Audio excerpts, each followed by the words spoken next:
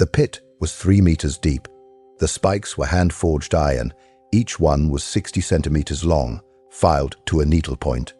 There were 47 of them. A man falling from the floor above would hit them traveling at roughly 9 meters per second. Death would not be instant. That was intentional. The man who built it was a carpenter. He came from Chicoutimi, Quebec. He had spent his whole life building things: houses, furniture, barns, the frames that held ordinary life together. He had never built anything designed to kill. Not until Belgium. His name was Felix Trépanier. Most people have never heard his name. The files were classified for 40 years. The Belgian government acknowledged the operation in 1989, buried in a footnote in a declassified SOE report that very few people ever read. When you finish this, you will understand why they kept it secret for so long, and why the men who knew about it never spoke of it publicly again. By the winter of 1942, a single tavern in a small Belgian town had become the most lethal trap in the history of SOE operations in occupied Europe. Felix Trépanier built it with hand tools, scavenged materials, and 31 years of knowledge about how wood behaves under pressure. He built it while Nazi officers ate dinner 12 feet above his head. He built it knowing that if anyone discovered what he was doing, there would be no trial, no camp, just a wall and a firing squad and a grave dug by strangers. He built it anyway. What makes this story almost unbearable to sit with is not the trap itself, though the trap is extraordinary. It's the patience. It is the months of methodical, silent, precise work carried out under the noses of men who had the power to end his life with a single telephone call. It's the fact that Felix Trépanier was not a soldier, not a spy in the conventional sense, not a trained killer. He was a man who understood wood, and in occupied Belgium in 1942, that understanding became one of the most lethal weapons the resistance ever deployed. The files say he never once lost his composure, not when the Germans inspected the building, not when an informer came within 3 meters of the hidden pit, not even on the night the trap was used, the night the floor opened, and the screaming started, and the whole terrible machine he had built did exactly what he had designed it to do. He told an SOE debriefer after the war that his hands had never shaken, not once. The debriefer wrote in his notes, "Subject exhibits remarkable psychological compartmentalization. The capacity to simultaneously perform precision craft work and maintain clandestine awareness under extreme duress is, in this officer's assessment, without parallel in the records reviewed." That's the British way of saying, this man was extraordinary. Here is his story, in full, as best as the surviving records allow. Felix Trépanier was born on the 7th of November 1911 in Chicoutimi, Quebec, a city built on the shoulders of the Saguenay River, where the winters lasted 6 months and the cold could split your skin like dry leather. His father, Rémy Trépanier, was a master carpenter, his grandfather before him. Carpentry in the Trépanier family wasn't a trade, it was closer to a religion. The smell of fresh sawdust, of linseed oil, of timber seasoning in the back shed, these were the smells of Felix's childhood. By the age of 8, he could read the grain of a plank, the way another child might read a page of text. By 12, he was building simple furniture with minimal supervision. By 15, he was capable of joinery work that his father's colleagues found difficult to distinguish from the master's own. Rémy Trépanier was a strict teacher. He believed that carpentry done poorly was worse than carpentry not done at all. He had a saying that Felix would repeat for the rest of his life: "The wood knows when you're lying to it." What he meant was this: you cannot force timber to do something it is not designed to do. You cannot cut against the grain and expect the cut to hold. You cannot use green wood where seasoned wood is required and expect the joint not to fail. Material has its own logic, its own integrity, and a carpenter who doesn't understand that logic will sooner or later build something that falls apart. The ones who do understand it, who learn to work with the wood rather than against it, can build things that last 100 years. Felix understood it. He had what his father called the feel, an almost tactile intuition about how different species of timber would behave in different conditions. He knew that oak expands in humidity and contracts in cold, in a way that demands specific joint tolerances. He knew that pine is soft enough to work quickly, but prone to splitting if you nail too close to the edge. He knew that maple, properly dried and carefully joined, could support a weight that would shatter softer woods into splinters. These were not abstract facts to Felix Trépanier. They were living knowledge, embedded in his hands, accumulated across years of daily contact with the material. He knew wood the way a musician knows their instrument, not from reading about it, but from 10,000 hours of intimate physical engagement with it. He was a quiet young man, not shy. He had his father's dry sense of humor, capable of a well-timed remark that would set a room laughing, but fundamentally inward. He preferred the company of a half-finished chair to most social gatherings. He had a gift for close observation that those who knew him found slightly unnerving. He would watch how a person moved, how they held their weight, where their eyes went when they were thinking, and he would remember it. He was not aware he was doing this. It was simply how he processed the world.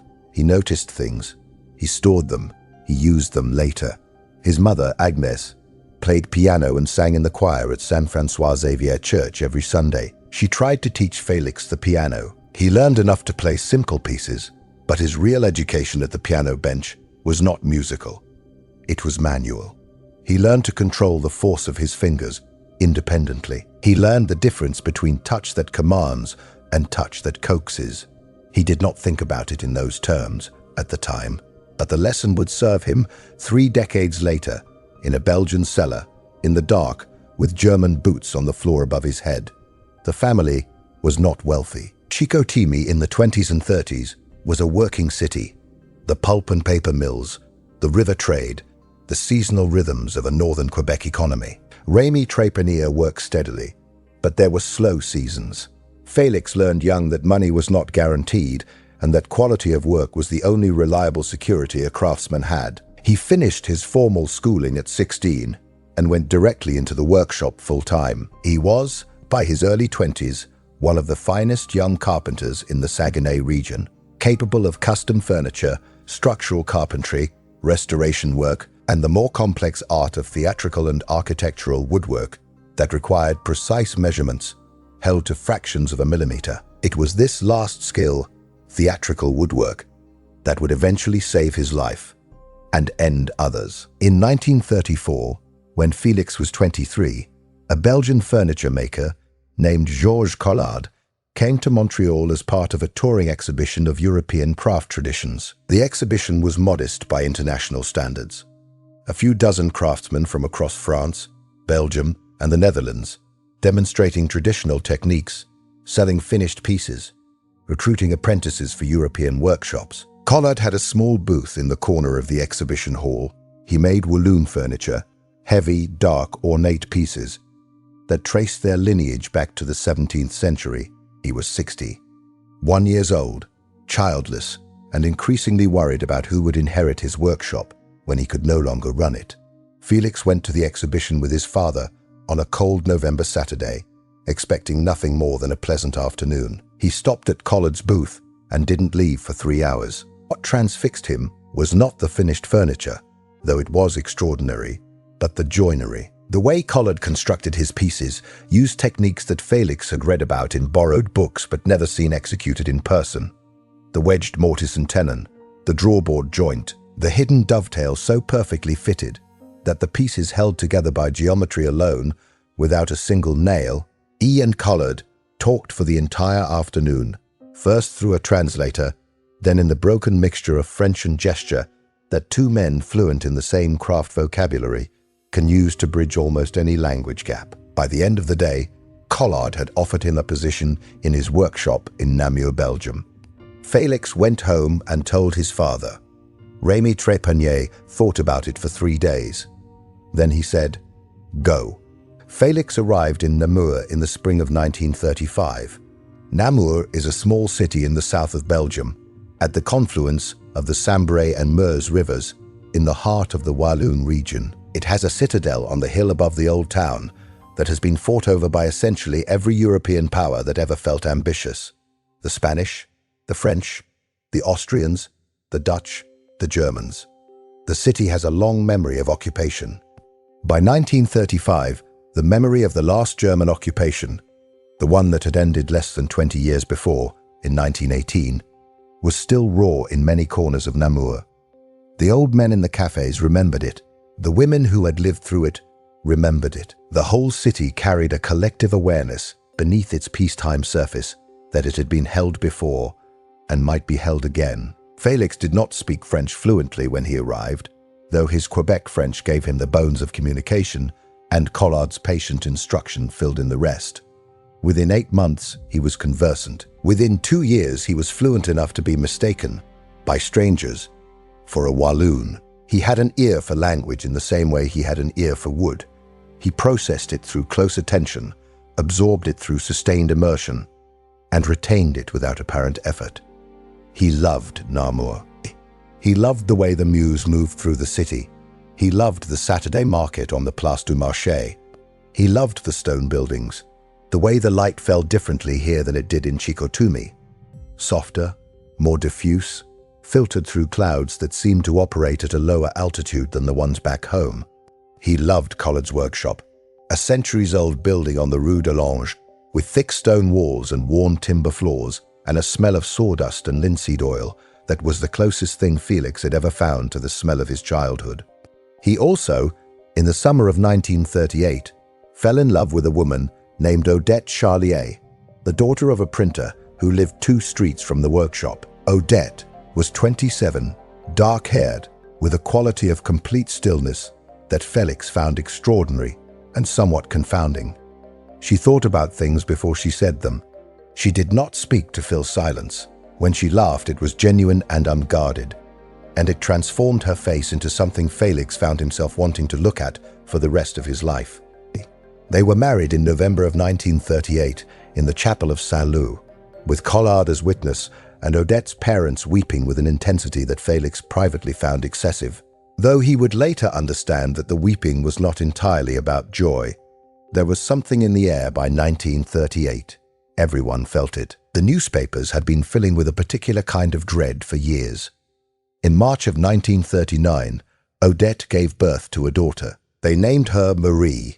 She weighed 3.5 kilograms and had Odette's eyes and Rémy Trépanier's ears, which Felix found simultaneously funny and touching. He held her in the workshop the morning after she was born and showed her the tools on the wall, the chisels, the planes, the draw knife, the spokeshave, naming them one by one in French, then in English, which he still spoke in his head, even after years of French immersion. Marie stared at the ceiling with the focused incomprehension of the newborn. Felix told her the name of every tool anyway. He was already planning what he would teach her. He had no way of knowing that he would not see her again for 4 years. The German army crossed into Belgium on the 10th of May, 1940. The invasion came in the early hours of the morning, before dawn. Felix was in the workshop before 6 o'clock, as he usually was. He was always first in, always last out, when he heard the aircraft. He stepped into the street and stood looking up at the sky south of the city. There were too many of them to count. The sound was not like anything he had heard before. It was not a mechanical sound exactly.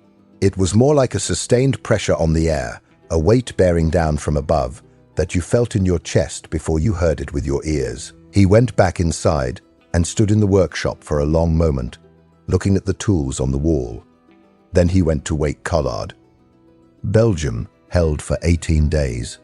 It was not enough. The speed of the German advance in 1940 was unlike anything the Belgian or Allied military planners had genuinely prepared for, despite the warnings, despite the models, despite the memory of what the first German occupation had looked like. The Wehrmacht moved through the Ardennes with an armored force that the Allied lines simply could not contain. By the 28th of May, Belgium had surrendered. By early June, the BEF was being evacuated from Dunkirk, and the Belgian government was in exile in London. The Germans arrived in Namur on the 17th of May. Felix watched them come in from the window of the workshop on the Rue de l'Ange. He did not go into the street. He watched in complete silence, hands flat on the windowsill, as the column moved through the city. The motorcycles first, then the armored cars, then the grey-green infantry marching in a precision that was almost mechanical. 4 abreast, boots striking the cobblestones in a rhythm that felt deliberate, designed to communicate something about permanence. He noticed the faces of the men passing below the window. They were young. Most of them were very young. Some of them looked almost bored. A few looked upward at the buildings, with the frank curiosity of men arriving in a new city for the first time, which is, in a way, exactly what they were. He thought about his father. He thought about Marie, who was 13 months old and too young to understand any of this. He thought about Collard, who was 66 now and had a bad knee and had been here the last time. He thought about Odette, who had gone to her parents' house the day before with Marie because her father was not well, and who was now, Felix realized with a clarity that felt physical, on the other side of something that had just changed the topology of the world. He went to the back of the workshop. He opened the chest where Collard kept the more valuable hand tools. He looked at them for a while. He closed the chest. He had no plan yet. He was 30 years old, a carpenter in a city that was now occupied by a foreign army, with a wife and a daughter he was not sure he could reach, and a country of origin that was technically, as of 1940, at war with the force now controlling his city. He had no training, no weapons, no connections to any resistance organization. Such things barely existed yet in the first weeks of the occupation. They would grow later, in the dark, slowly, like plants reaching toward light that was not yet there. What he had was his workshop, his tools, his knowledge, and a quality that the SOE psychologist who later interviewed him described as an almost preternatural capacity for the long view. He could not fight his way out of this. He could not escape immediately. The routes were chaotic, the borders increasingly controlled. So he settled in. He went back to work. He repaired furniture and built cabinets and kept his head down and watched and waited and began, very slowly, very quietly, to understand what the occupation looked like from the inside. The occupation settled into its routines with disturbing speed. Within weeks, the Germans had established their administrative apparatus across Namur, requisitioned buildings, curfews, registration requirements, the whole bureaucratic machinery of control that the occupation brought with it. Collard's workshop came to the attention of a Wehrmacht Hauptmann named Werner Gross, who had been tasked with sourcing furniture for the officers' quarters now being established in the better buildings of the city. Gross was methodical and humorless, and had a quality of blank administrative competence that Felix found more frightening than cruelty would have been. He came to the workshop with a list and a quartermaster's manner and requisitioned 3 pieces that Collard had been commissioned to make for a local family. He paid in Reichsmarks at a rate that had been by administrative fiat deemed equivalent to the Belgian franc at a ratio that bore no relationship to reality. He left a receipt. He left no room for argument. Collard did not argue. He was 66, and he had been here before, and he knew how this went. Felix watched Gross leave. He memorized the man's posture, his gait, the way he held his cap under his arm, the way he looked at things, the quick evaluative glance of a man accustomed to assigning value to objects for administrative rather than aesthetic reasons. He stored the information without knowing why. He would know why later. He reunited with Odette and Marie 3 weeks after the fall of Namur, when the initial chaos had settled enough for movement through the city. Odette's father had survived the occupation's arrival, though the shock of it had worsened his heart condition noticeably. They returned to the small apartment above the workshop. 3 rooms, a staircase that creaked on the 4th step, and the 9th. A kitchen window that looked out over a narrow courtyard where a chestnut tree lost its leaves every October in a cascade that covered the cobblestones in bronze. Ordinary life reasserted itself in the way that it does, even in the worst circumstances. Meals, washing, Marie taking her first steps across the workshop floor in September of 1940, falling against the tool chest and laughing at the impact with the complete absence of ego that belongs only to the very young. Felix resumed his work. He built what was required. He said what was necessary. He waited. The resistance began finding him in the winter of 1940-41, which is to say, he found the resistance, because that is how it actually worked. You did not join the Belgian resistance in its early months. You demonstrated, through small acts and careful conversations, that you might be trustworthy, and if the right person noticed, something was eventually said. In Felix's case, The right person was a man named Armand Picard. Armand Picard was 44 years old, a large man with the build of someone who had spent his 20s doing physical labor and his 30s behind a counter. Wide shoulders, a stomach that had arrived, and hands that still showed the history of harder work. He owned the Tavern du Moulin on the Rue des Brasseurs, a place that had been in his family for 2 generations and that had survived the last German occupation in 1914-18 with its license intact, which was itself a minor miracle, attributable largely to his father's extraordinary diplomatic skills and the strategic distribution of excellent beer. Armand had the same skills. He was warm, he was apparently guileless. He listened more than he talked. He remembered everything. He had been passing information to a nascent resistance network since August of 1940, using the tavern as a meeting point in a way that was so casual, so unhurried, so completely embedded in the ordinary rhythms of a working bar that it had not attracted attention. He came to the workshop in January of 1941, ostensibly to commission a set of chairs for the tavern's private dining room. He stayed for 2 hours. He and Felix talked about wood, about furniture, about the particular challenges of heavy-use commercial seating, and then, after a pause so natural it seemed entirely unplanned, about the occupation and the Germans and what Felix made of it, not provocatively, just as men talk. Felix answered carefully and honestly, and Armand listened with the absolute attention of a man conducting an assessment while appearing to do nothing of the sort. He came back 3 weeks later to check on the chairs, which were not yet finished. He came back again, a month after that. By the spring of 1941, Felix was passing small amounts of information to Armand, things he had observed at the workshop, which the Germans continued to use for furniture repair and occasional custom work, because quality craftsmanship does not stop being useful because a war has started.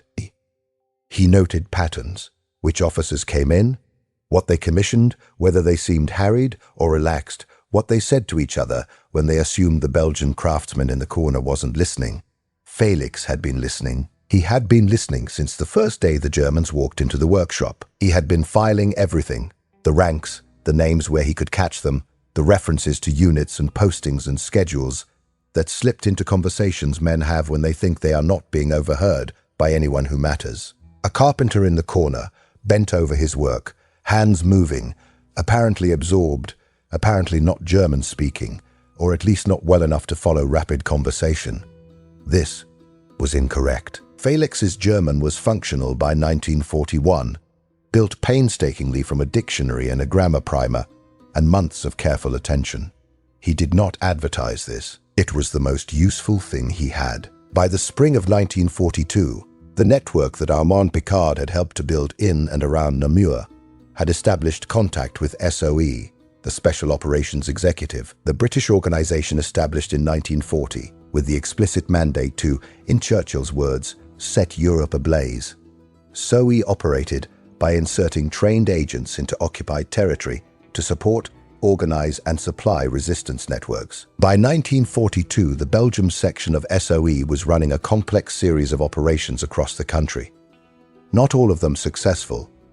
The organization's Belgian networks had suffered serious penetrations, and there was a constant, grinding paranoia at every level of the operation about informers and double agents, and the Gestapo's extraordinary effectiveness at rolling up networks once they found a thread to pull. It was through this connection, the precise chain of intermediaries is not clear from the surviving records, that Felix Trépanier came to the attention of a British SOE officer named Major Alderton, who ran the Belgium section from an office in Baker Street, London, and who had a particular interest in what he called structural operations. This was Alderton's term for operations that used the built environment, buildings, infrastructure, the physical fabric of the occupied world, as a weapon. He had been thinking for some months about a particular problem. The problem was this: the Gestapo and Wehrmacht were increasingly effective at disrupting conventional resistance operations, ambushes, bombings, courier interceptions. These required movement, which created exposure. Alderton's thinking, which he had outlined in a memo that survived in the SOE archive, was that the most effective operation would be one in which the enemy came to you, in which you created a space that drew them in, a space that appeared to be safe, that they chose to enter voluntarily, and from which they could not exit. A trap, not a bomb on a road, not a sniper on a rooftop. Something more fundamental, more certain, embedded in the physical structure of a building that the enemy occupied willingly, regularly, and without suspicion. He needed a carpenter, not just any carpenter. He needed someone who could work in a building that was under German use, in conditions of extreme scrutiny, to a level of precision that would have been demanding under any circumstances, while maintaining a cover story and managing the psychological pressure of working in close proximity to men who would kill him without hesitation if they understood what he was doing. He needed someone with an exceptional technical background, nerves that did not respond to pressure in the conventional way, and a reason to do it. He needed, in short, Felix Trépanier. The approach was made in April of 1942 through Armand Picard. Armand came to the workshop on a Tuesday afternoon. Felix remembered it was Tuesday because the market was on and the street outside was louder than usual, and did not commission anything. He sat down on the stool near the workbench and looked at Felix for a moment. Then he said, "There is a conversation that someone wants to have with you. A particular kind of conversation." Felix put down his plane. He looked at Armand. He said, "All right." The conversation happened 4 days later in the cellar of a house on the Rue du Collège, by lamplight, with a British officer whose name Felix was not told at the time. He would later learn it was an SOE man named Wentworth, who served as Alderton's liaison in the field. Wentworth spoke good French with a British accent that was not entirely hidden, and a directness that Felix found refreshing after months of carefully oblique conversations. He explained the concept. He explained what would be required. He explained the risks in the kind of unvarnished terms that tell you a great deal about the person speaking.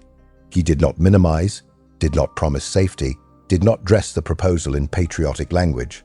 He said, "If this goes wrong, you will be dead within hours, and everyone connected to it will be dead within days." That is not hyperbole. That is simply what the Gestapo does. Felix asked 2 questions. The first was technical. What kind of building and what kind of access? The second was logistical. Could his wife and daughter be moved to a safe location before the operation began? Wentworth answered both questions. The building was the Tavern du Moulin, Armand Picard's tavern, which had by this time become, by administrative allocation, the regular evening gathering point for a group of German officers from the garrison on the Rue Émile Cuvelier. They ate there most evenings. They drank there. They felt comfortable there. Armand Picard had cultivated that comfort with extraordinary care. Good food, consistent service, an atmosphere of civilian normality that the officers found, after days of administrative occupation work, deeply appealing. The private dining room at the back of the tavern, the room for which Felix had built the chairs a year earlier, was used by a rotating group of between 6 and 12 officers every Thursday and Friday evening. It had a wooden floor above an old stone cellar. The cellar was accessed from outside, through a separate door on the alley behind the building. The second question, yes, Odette and Marie could be moved. They would go to a farm outside the city managed by people connected to the network. They would be safe. He could not promise for how long. Nothing about this situation permitted that kind of promise. But they would be moved before anything happened. Felix was quiet for a long time after that. In the cold lamplight of the cellar on the Rue du Collège, with the sounds of the occupied city filtering down from above, he sat with the weight of what was being proposed.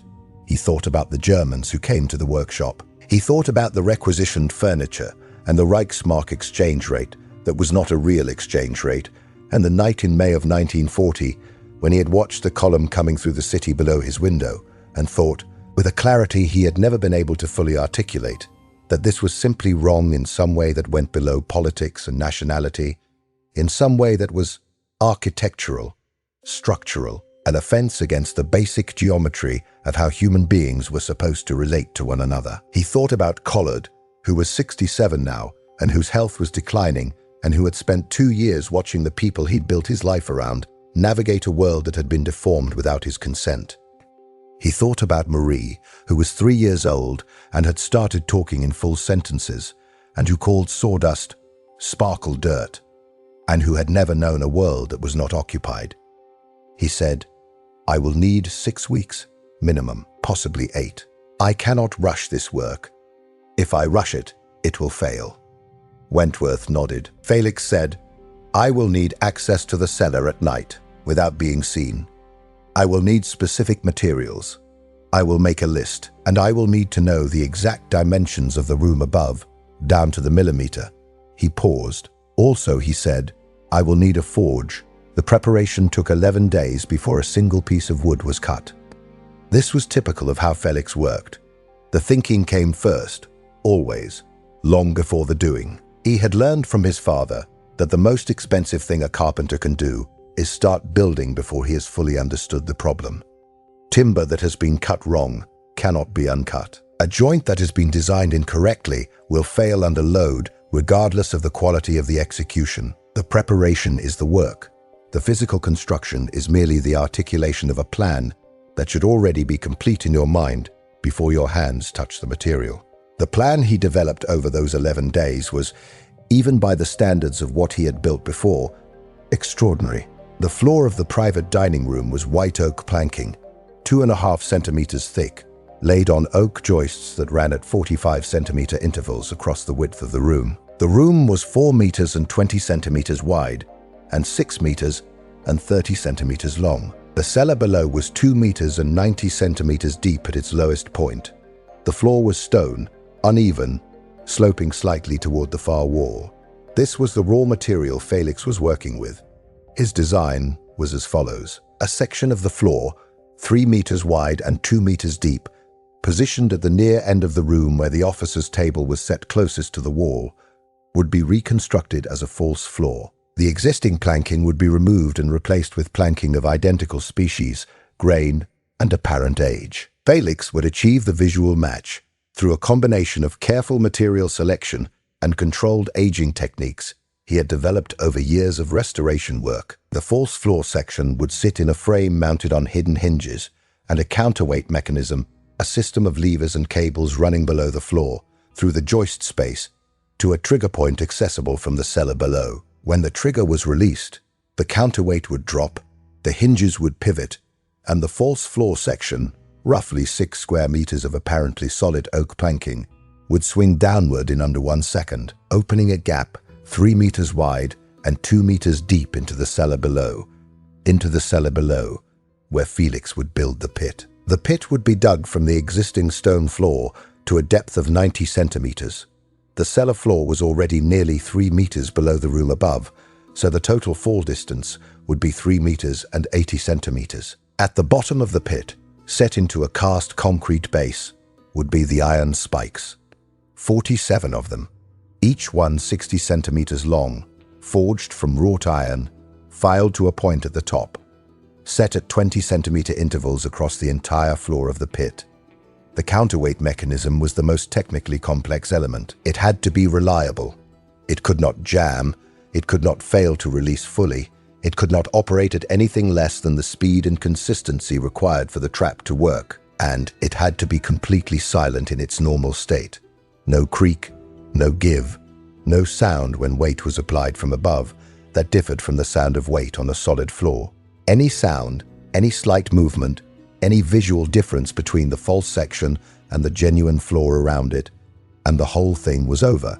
Felix spent 3 days designing the counterweight system on paper. He ran the calculations for load distribution, for the weight of the timber frame, for the mass of the counterweight required to overcome the static friction of the hinges, and initiate the drop in the necessary time. He worked in the back of the workshop, in a notebook that he kept inside the tool chest, writing in a mixture of Quebec French abbreviations and carpentry notation that would have been opaque to anyone not fluent in both. The math was not complex by engineering standards, but it required precision, margins of error measured in fractions of a centimeter and fractions of a second. When he was satisfied with the calculations, when he had tested them from multiple angles and satisfied himself that the design was sound, he wrote a materials list. Timber, white oak planking, seasoned, matched to existing floor in grain density and color.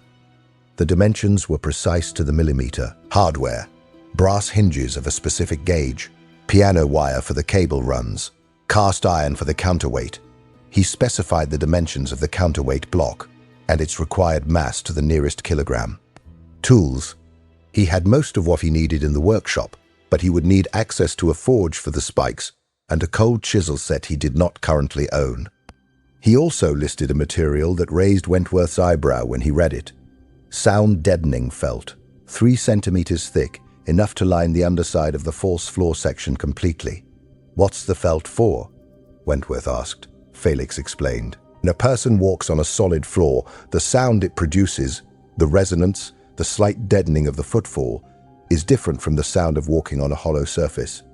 It is a difference most people do not consciously notice, but their feet notice it. The sole of the foot is sensitive to subtle differences in vibration that the brain registers as solid or not solid without ever articulating the perception. If a man steps on the false floor section and feels, even slightly, that it sounds or feels different from the floor around it, a fraction of a second's hesitation before he steps away, it defeats the purpose. The felt lining would dampen the resonance of the false section to match the resonance of the solid floor. It was the difference between a trap that worked and a trap that didn't. Wentworth looked at the materials list for a while. Then he said, "All right." The materials arrived over the following 3 weeks, in small quantities, through different routes. The network supply lines were careful and distributed, specifically to avoid the pattern of a single large acquisition that might attract attention. The timber came in sections small enough to be carried into the cellar without being visible from the street. The hardware was sourced through a sympathetic ironmonger 2 streets from the market. The felt came from a curtain maker who had no idea what it was for. The counterweight iron arrived in 2 pieces, wrapped in canvas, carried by 2 men who met in the alley behind the tavern at 2 in the morning on separate occasions. The forge was the most delicate problem. Felix needed to produce 47 iron spikes of precise dimensions, 60 centimeters long, tapering from a 2-centimeter base diameter to a point that would hold an edge through repeated impact. A blacksmith's forge in the city was too risky. The work would be visible, the questions unavoidable. The solution was a small farmstead 8 kilometers outside the city, connected to the network, where an old agricultural forge had sat unused for years. Felix went out there on 3 separate occasions, traveling by bicycle on routes that avoided German checkpoints, and spent a total of 14 hours at the forge, producing the spikes under the instruction of an elderly Belgian farmer who had not worked iron seriously since before the First War, but retained enough knowledge to supervise the process. The spikes were extraordinary objects, simple, brutal, purely functional. Felix handled them with a care that was partly practical and partly something else. They were the most direct expression of what this whole operation was, and he found that working on them required a different kind of focus than the carpentry. The carpentry was craft. It engaged the part of him that had been building and thinking about building since childhood. The spikes were something else. They were the purpose behind the craft. He kept the 2 things separate in his mind, carefully, the way you keep different species of timber separate in a workshop because their properties are incompatible and mixing them causes problems. He delivered the spikes to the cellar in a canvas bag, wrapped individually in cloth. To prevent the points from touching, he laid them out on the cellar floor and looked at them for a while, arranged in the rough grid that would eventually fill the pit. 47 points glinting in the lamplight. Then he put them aside and started digging. The digging took 6 nights, working from midnight to 4 in the morning in the cellar of the tavern, with access through the alley door, which Armand Picard left unlocked. Armand was not present for any of this work. This was deliberate. The operation was structured on strict compartmentalization, meaning that any single person's capture could not compromise the whole. Armand knew that work was happening in his cellar. He did not know the details of what that work was. He maintained his evenings of ordinary service to the German officers above with a consistency that Felix, working below, found both reassuring and quietly astonishing, because the German officers were there, above him, on some of the nights he worked. He could hear them. The floors were stone and then timber, and sound travels in old buildings in complex and sometimes intimate ways. He could hear the scrape of chairs, the low murmur of voices, occasionally a burst of laughter.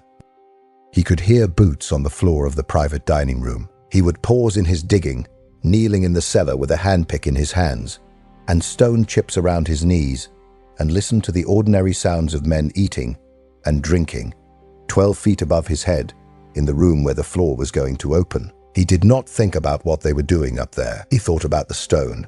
He thought about the angle of the handpick, the rate of removal, the need to keep the noise of excavation below the threshold of audibility above. He had tested this early on, spent an evening knocking gently on different sections of the stone floor in different rhythms, while Armand went upstairs and listened from the dining room above. Armand reported back, nothing. A building this old absorbed vibration in its walls, distributed it, attenuated it below the level of perception. As long as Felix worked at a steady pace without sudden hard impacts, as long as he was careful, which he always was, the digging was silent to anyone not in the cellar. He removed the stone and soil in canvas bags, which he carried out through the alley door and deposited in a loading yard 3 buildings away, under the cover of a tarpaulin, where they were removed every few days by network couriers who had been told they were clearing rubble from a damaged building. They weren't wrong. Exactly, he was creating rubble. He was just being very deliberate about where it came from. The pit took shape over 6 nights. He dug to the depth of 90 centimeters across the target area, 3 meters by 2 meters, cut as clean as stone allows, the walls as vertical as he could make them with the tools available. He lined the walls with stone slabs salvaged from the cellar. There was existing stock of cut stone in the far corner, left from some past renovation, setting them with a lime mortar mixed in the cellar itself, in quantities too small to create significant odor or dust. The floor of the pit he lined with poured concrete, a mix brought down in buckets over 2 nights, laid flat, leveled, allowed to cure for 4 days before he touched it again. When the concrete had set, he drilled 47 holes at 20-centimeter intervals across the floor of the pit, each hole 2 centimeters in diameter and 20 centimeters deep. He set the spikes in the holes with a 2-part resin compound that, once cured, would hold them against any vertical force the physics of the situation could produce. He poured the resin by lamplight, setting each spike vertically with a small spirit level, holding it until the resin began to grip, then moving to the next. He set the last spike on a Friday evening and stepped back and looked at what he had made. 47 iron points standing in the lamplight, perfectly spaced, perfectly vertical, geometrically precise in the way that only very careful work achieves. He felt something looking at it. Not pride exactly, not horror exactly, but something that occupied the space between those two things. A kind of gravity, a weight of what this was that pressed down through the soles of his feet and into his chest. He had built things all his life. Houses, furniture, rooms where families ate dinner, and children grew up. He had always believed that what he built had a kind of moral character, that a well-built thing was, in some not entirely metaphorical sense, good because it did what it was supposed to do with honesty and skill and care. He was not sure what to do with this belief now. He had built something with the same care, the same honesty, the same precision. It was going to kill people. He stayed in the cellar for a few minutes, which he rarely allowed himself. Then he covered the pit with boards, picked up his lamp, and went home through the back alleys of the occupied city, walking the long way to avoid the checkpoint on the Rue St. Nicholas. The floor work began in the second week of July 1942. This was the part of the operation that required the most elaborate management of risk, because the work had to happen in the tavern itself, in the private dining room, above the pit, during the hours when the German officers were not present. This window was reliable, but narrow. The officers used the room on Thursday and Friday evenings, from approximately 7 o'clock until midnight or later. On the other nights, Armand closed the private room with a story about deep cleaning and renovation. Plausible, given that Felix was visibly present in the building on those nights, and visibly doing carpentry work, and visibly covered in sawdust. The cover story was this. Armand Picard was having the private dining room refloored. The existing boards were worn and uneven, and he had commissioned the best carpenter he knew to replace them. This was true. It was also a complete and successful disguise for what was actually happening. The challenge was twofold. First, Felix had to remove the existing flooring in the target section without disturbing the surrounding flooring. This required precision demolition, cutting the boards at precisely calculated points where the new false section's frame would sit, without leaving visible saw marks. He used a Japanese pull saw for this, working slowly, following chalk lines marked at angles that would be hidden under the lip of the new false section's frame. Second, he had to install the frame, the hinge mechanism, the cable runs, and the counterweight system, all of which involved building a complex hidden structure in the joist space between floor and cellar, while working in the confined space of the joist gap with his lamp, in absolute quiet, across multiple nights. The hinge system was the part that worried him most.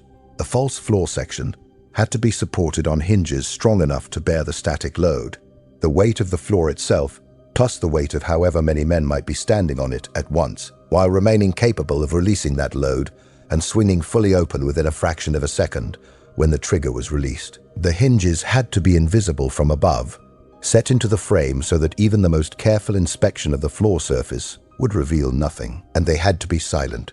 No creak, no give, no sound that might alert a man with his foot on the false section that the floor beneath him was not what it appeared to be. He sourced the hinges from a piano workshop in the city, the kind used to mount piano lids, which had to bear significant loads, operate silently, and sustain thousands of cycles without degrading. He modified them, extended the barrel, reinforced the knuckle, changed the angle of the throw, working at his own workshop bench in the evenings, with the patience that this kind of precision metalwork required. Each modification took hours. He made 3 identical sets, in case any one of them proved unsuitable when tested under load. He tested each modified hinge on a mock-up frame he built in the workshop cellar, a scaled version of the mechanism, built from offcuts, that he loaded progressively with sandbags to simulate the weight of men standing on the false section. He ran the trigger mechanism through 47 releases, not 46, not 50, 47, one for each spike, each time verifying that the drop was complete, the swing was full, the mechanism reset correctly. The 47th test release was identical to the first.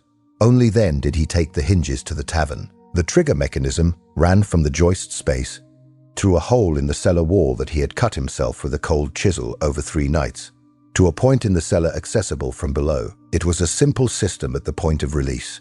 A single pin, pulled by a cable, that released the locking bar that held the false floor section in the closed position. The counterweight, a cast iron block of 42 kilograms, suspended in a wooden frame mounted to the inner wall of the cellar, connected to the false floor frame by a cable running through 3 brass pulleys, did the rest. When the pin was pulled, the counterweight dropped. When the counterweight dropped, the cable pulled the hinge assembly, pivoting the false floor section downward and open in just under 9/10 of a second. 9/10 of a second is not a long time. It is long enough to begin a step that you cannot recover from. It is not long enough to step back. Felix had calculated this. He understood the physics with the same precision he brought to any structural problem. A man standing on the false floor section when the trigger was released would have, in those 9/10 of a second, no time to process what was happening. The floor would simply no longer be beneath him. By the time his brain had registered the absence, he would already be falling. The final piece was the surface work. This was, in many ways, the most demanding part of the entire operation, because this was the part that would be seen, felt, walked on, examined by men who would be standing directly on it every Thursday and Friday evening.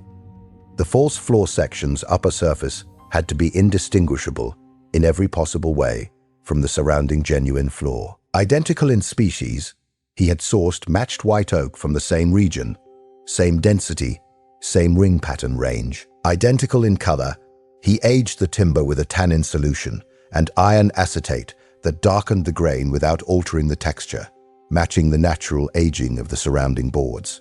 Identical in texture, he finished the surface with the same linseed oil and beeswax combination that Armand used on the rest of the floor, applied in multiple thin coats and buffed to the same low sheen. Identical in sound, the felt lining below, and the mass of the counterweight frame, which added resonant mass to the structure, ensured that the false section felt and sounded under a footfall exactly like the solid floor around it. He set the final board of the false section at 2:15 in the morning on a Tuesday in mid-August 1942.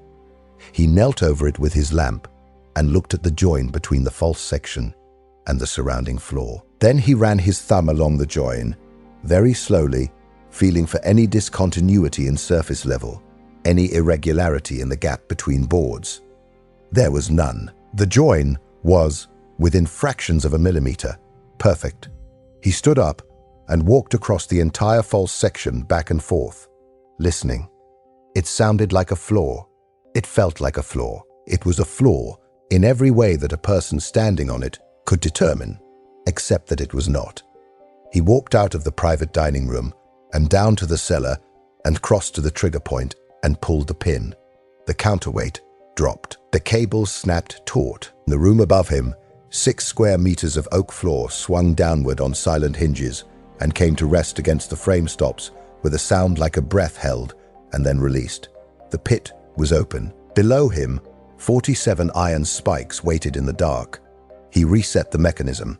He climbed back up to the dining room. He walked across the floor that was once again, to every sense available to him, solid, real, genuine. He stood in the spot where the trap was. He looked at the floor around his feet for a long time. Then he gathered his tools, extinguished his lamp, let himself out through the alley door, and went home. The operation was complete. It had taken 7 weeks, 4 days, and approximately 340 hours of work, most of them conducted at night in conditions that required silence, precision, and an absolute suppression of the ordinary human fear response that would have been entirely understandable given the circumstances. Felix Trépanier was 31 years old. He had built the most elaborate, lethal device in the history of Belgian SOE operations. He had built it perfectly. Odette and Marie had been at the farm outside the city for 3 weeks. He had seen them once, briefly, in the second week.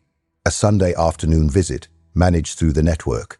2 hours at a farmhouse table, with Marie sitting on his lap eating bread and honey, and talking without pause about a cat she had made friends with, as 3-year-olds do.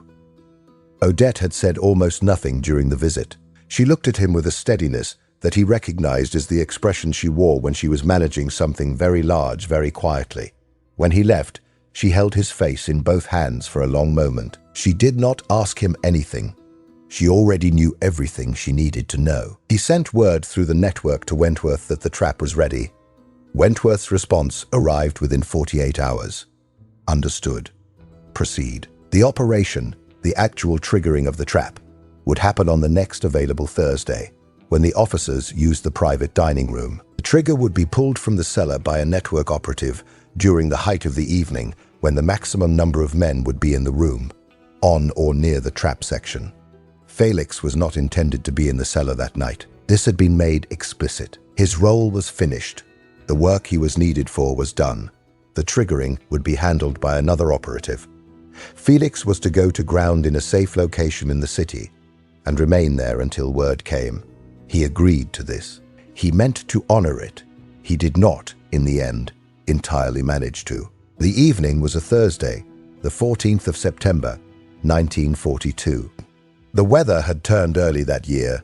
The first proper chill of autumn was in the air, enough that the officers in the private dining room of the Tavern du Moulin would have welcomed the warmth of the enclosed space, and the wine that Armand Picard served with his particular combination of generosity and discretion. The reports from the network said that 11 officers attended that evening, a larger group than usual, apparently occasioned by the arrival of a visiting senior officer from Brussels, whose presence had been noted and flagged to Wentworth's operation as one of the target evenings they had been waiting for. 11 men. The private dining room table seated 12. The trap section of the floor was directly in front of the table's near end, in the path between the table and the room's entrance, the natural route taken by anyone moving into or out of the room. Armand Picard served dinner with his usual composure. By every account, he behaved no differently than any other Thursday. The wine was poured, the food was brought, the conversation at the table proceeded in German, at a volume and a quality of ease that suggested a group of men comfortable in their surroundings. Armand's account, given to SOE after the war, describes the evening in carefully neutral terms. I served them, as I always did. I did not look at the floor. At 9:47 in the evening, according to the network operative's subsequent debrief, the trigger was pulled in the cellar. Felix was in the alley. He had gone to the safe house that afternoon. He had sat there for 3 hours. He had understood, in the abstract, the logic of not being present. He had also understood, in some other part of himself that was not interested in the abstract, that he was not going to be able to stay away from the building he had spent 7 weeks building a killing machine inside of. He was not there to intervene, not to assist, not to participate in the triggering. He was there because the building was his, in a way that was not rational but was absolute. And he could not be anywhere else at the moment it happened. He heard it. Not the fall. The cellar and the alley door between him and the pit absorbed that. What he heard was the aftermath, a sound that he did not immediately categorize as anything he had an existing category for. Then shouting. Then other sounds he would not describe in any of his subsequent accounts, though the SOE debriefer noted that Trépanier paused for several seconds at this point in the interview and did not speak. The operative in the cellar had activated the trigger mechanism at a moment when 4 men were standing on or adjacent to the false floor section, 3 directly on it, 1 with 1 foot on the section and 1 on the solid floor beside it. 3 fell into the pit. The 4th caught himself on the frame and was subsequently restrained by the operative. The 3 who fell did not survive. The noise in the tavern above was immediate and severe. Armand Picard's account describes the sound of the section dropping as a crack, like a gunshot, the release of the counterweight, and the impact of the frame reaching its stops, followed by what he described simply as chaos. The officers at the table were on their feet within seconds. Gross, the same Hauptmann Werner Gross who had requisitioned Collard's furniture 2 years earlier, was the senior officer present. He had the presence of mind to take control immediately, ordering men to the alley door, to the street entrance, to the points of egress. The tavern was sealed within 4 minutes. Felix was already gone. He had moved when the sound started, through the alley, through the courtyard behind the building, across the Rue des Brasseurs, at a pace that he had to carefully manage, not running, because running in a curfew city is a man broadcasting his guilt, but moving with a deliberateness that was as far from casual as he could push it, while still remaining below the threshold of obvious flight. He did not entirely succeed. A Wehrmacht patrol encountered him on the Rue de Lange, his own street, 60 meters from the workshop. At approximately 10 past 10, he was stopped. His papers were checked. He was asked where he was going and what he was doing out past curfew. He explained that he had been at a neighbor's apartment, that he had lost track of the time, that he was on his way home. He showed his identity papers, his genuine ones, which identified him as a Belgian resident carpenter, because SOE had never provided him with a cover identity, and this had always been a vulnerability. He showed his workshop key. He was, to every visible indication, exactly what his papers said he was. The 2 soldiers who stopped him were young. One of them, Felix would later estimate, was no more than 18, with the look of someone who was cold and would rather be somewhere else. The other was older, perhaps 25, with the careful manner of a man who had been told to be thorough and intended to be. He looked at Felix's papers for a long time. He looked at Felix. Felix met his eyes and did not look away, and did not elaborate on his story, and did not show in any part of his face or body anything other than mild inconvenience at being stopped. The soldier handed the papers back. He told Felix to go directly home. Felix said he intended to. He walked the 60 meters to the workshop and let himself in through the front door, and stood in the dark of the workshop for the first time since he had built the trap, breathing in the smell of sawdust and linseed oil, feeling his hands, which were completely steady. The Gestapo investigation that followed the events at the Tavern du Moulin was extensive and brutal, as Gestapo investigations were designed to be. Armand Picard was taken in for questioning within 2 hours of the incident. He had prepared for this, had been preparing for it, in his mind, since he first agreed to be part of the operation. And his account, maintained under interrogation over 3 days, was that he knew nothing of any construction in the cellar, that a carpenter had been doing floor work in the private dining room with his permission, that he had understood this to be simple renovation work. He did not know who had put a carpenter up to it. He did not know about any pit. He was as shocked as anyone. He was held for 4 days. He was beaten. He did not change his account. He was released. The Gestapo's assessment, recorded in documents that survived the war and were declassified decades later, was that the innkeeper was possibly complicit, but unprovably so, that the operation had been designed with exactly the kind of compartmentalization that made individual prosecution impossible. They were correct. That was how it had been designed.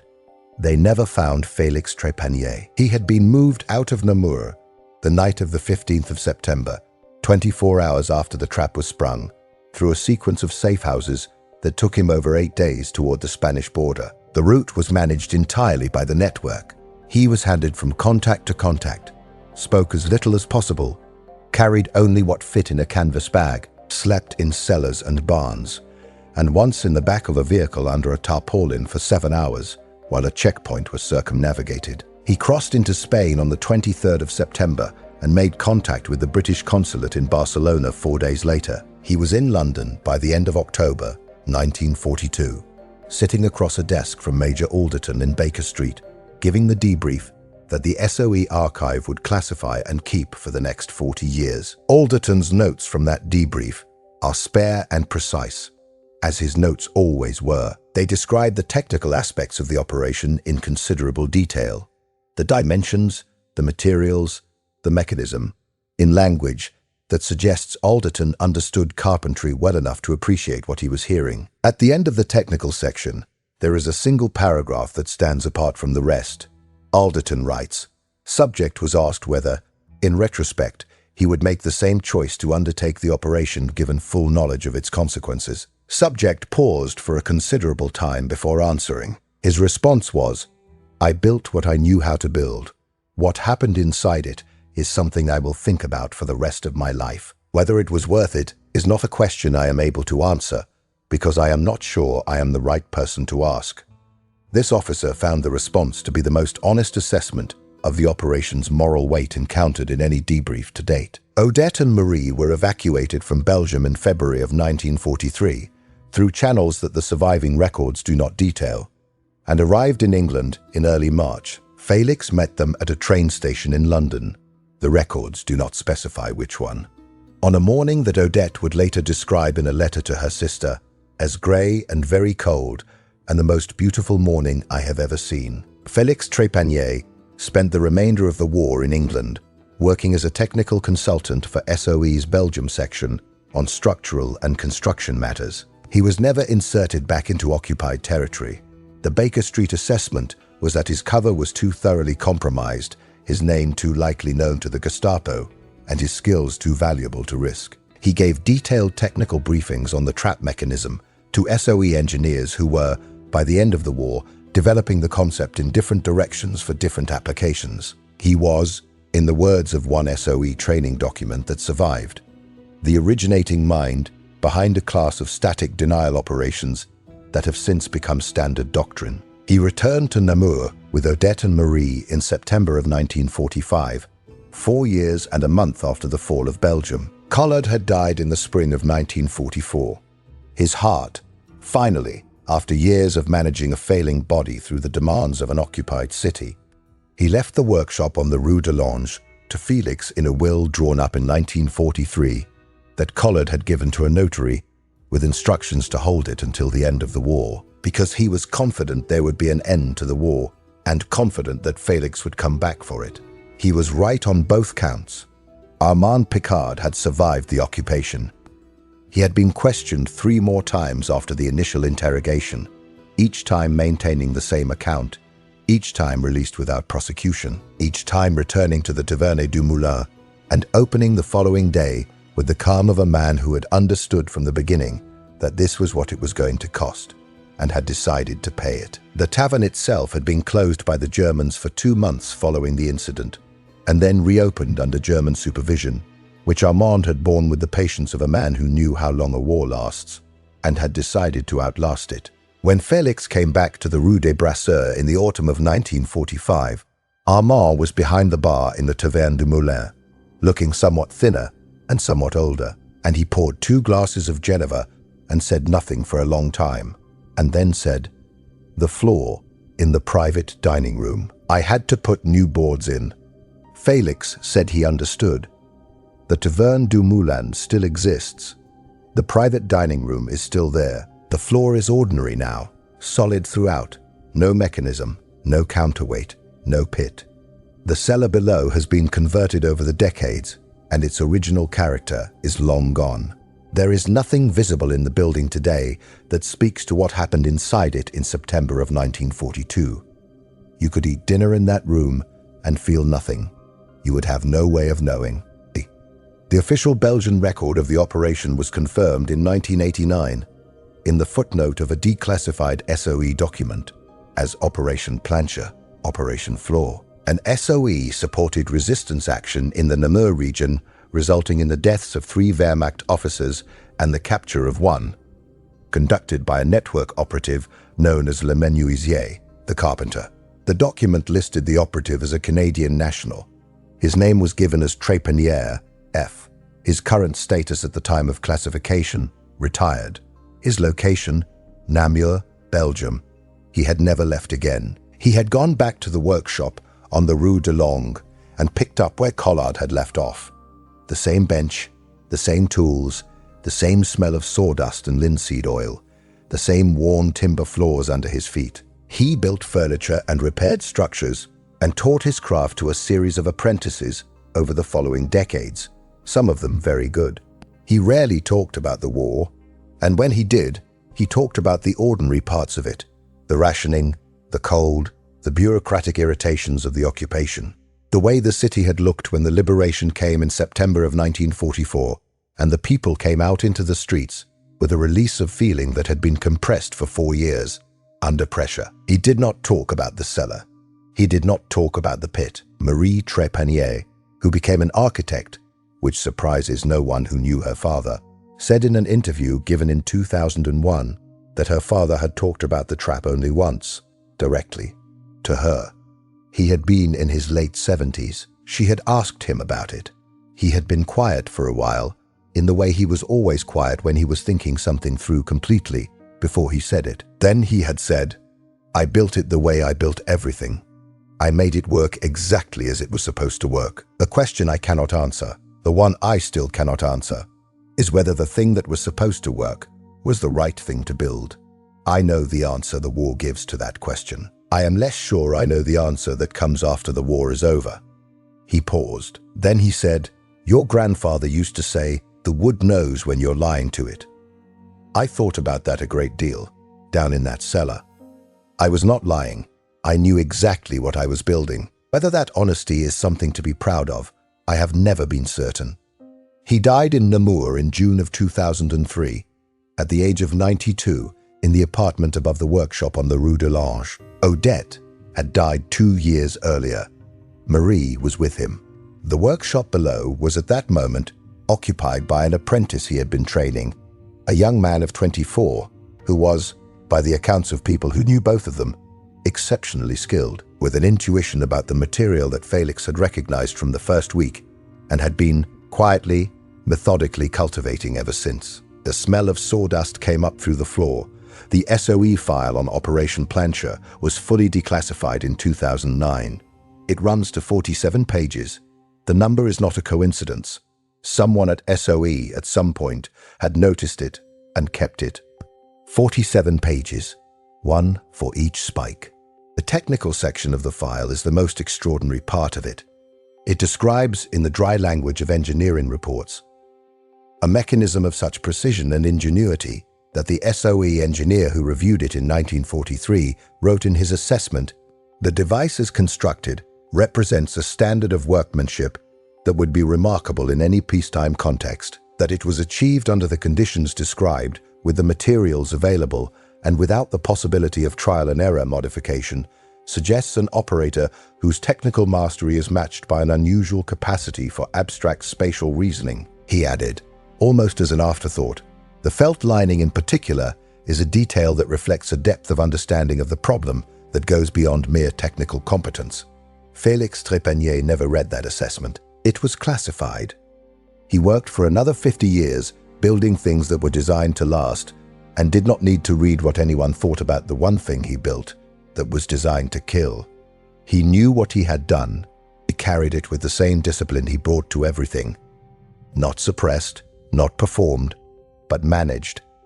Held at the precise distance that allowed him to work and build and teach and continue. He was a carpenter. He built what the situation required. He built it perfectly. And in the winter of 1942, in the cellar of a tavern in a small Belgian city, while the people who had occupied his world ate dinner 12 feet above his head, he built the most precise and terrible expression of his craft and left it there, waiting, in the dark, silent as a held breath, as patient as the wood it was made from. History doesn't always remember the builders. It tends to remember the battles, the commanders, the dramatic moments of visible courage, the men in the open, taking fire, advancing anyway. It is less comfortable with the other kind of courage, the quiet kind, the 7-week kind, the kind that is expressed not in a single moment of decision, but in 340 hours of precise, sustained, invisible work, conducted in the most dangerous possible conditions, by a man with chisel and saw and 47 iron spikes, and a knowledge of wood so complete and so intimate that he could make the floor itself into a weapon. There is a way of looking at what Felix Trépanier did that makes it very simple. He built a trap, and it worked, and 3 men died in it. There is another way of looking at it that is harder to resolve. He was a man who spent his life building things that were meant to endure, and the war asked him to build something designed to destroy, and he found in himself the capacity to do both, not by abandoning who he was, but by applying who he was to the most extreme possible demand. The craft did not change, the hands did not shake, the material did not lie. The floor opened exactly when it was supposed to open. Whether that precision, that completeness of commitment to the work, is something to stand in awe of, or something to stand quietly beside in solemn recognition, that is not a question this story can answer. It's a question Felix Trépanier spent the rest of his very long life sitting with, in his workshop on the Rue de l'Ange, in the smell of sawdust and linseed oil, with the worn timber floor under his feet. He built it perfectly. He never forgot it. He never stopped building.